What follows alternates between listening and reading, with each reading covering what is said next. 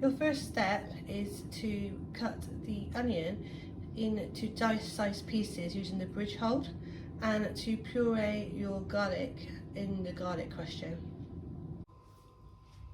So you need to add a small amount of oil to the pan, and you add the garlic and the onions, and you need to saute these together for about 3 to 4 minutes. Okay, what you're looking for is for the onions to start to soften, and you will see that they start to go translucent, which means they get a little bit see-through. You should be able to start hearing the sizzle in the pan. Keep an eye on your heat, because you may need to turn the hob down if it gets too high.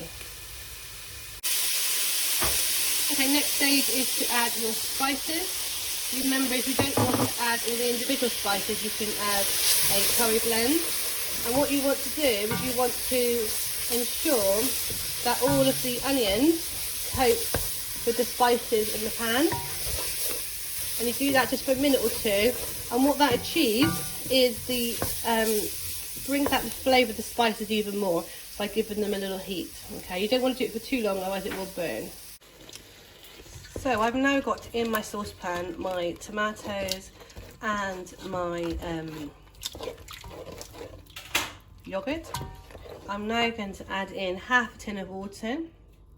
So you just fill the tin of your tomatoes up halfway with water, and you mix all this in together, and it starts to form the base of your curry and make the sauce.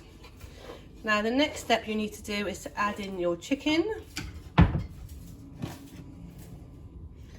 So we're going to add in your chicken,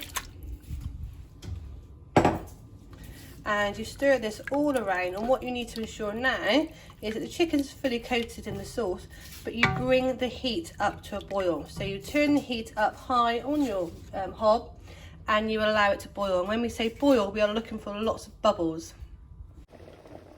Right, once the curry is boiling, it will start to turn the chicken into a white colour. You now need to leave this for 20 minutes to cook through. Give it a stir every now and then. If it becomes too high a heat, then you can turn the heat down to more of a simmer when there's more gentle bubbles, but you need to give it about 20 minutes now to cook. So with the corn flour, you need to add a small amount of water to the corn flour, and you need to mix it together to make a paste. Now once you've made your paste, you're now ready to add it to your curry mixture that have been cooking for about 20 minutes. Now it's really important when you add your corn flour mixture that you stir all the time while you are adding the corn flour, because you need the sauce to thicken up. And if you don't stir, then what will happen is one part of the sauce will thicken up and the rest will remain very watery. So this is a starch, and what we need to happen is gelatinization happen. So you should be able to visually see that it thickens up once you've added the corn flour, and you're looking for it to come back to the boil, so that's bubbles again, and then you know that gelatinization has happened and your sauce has thickened. And the final stage of your curry, once it's thickened, is to add in your cream. Now the cream obviously gives it a creamy flavour, but it will also lighten the colour, as you will see once you've added in the cream. You don't have to add the cream if you don't like it a creamy curry, but it will also help to balance out the level of spices and make it a little bit milder if you don't like a very strong curry. So just mix that through, give it about a minute or two on the heat, and then you have a delicious chicken curry ready to go.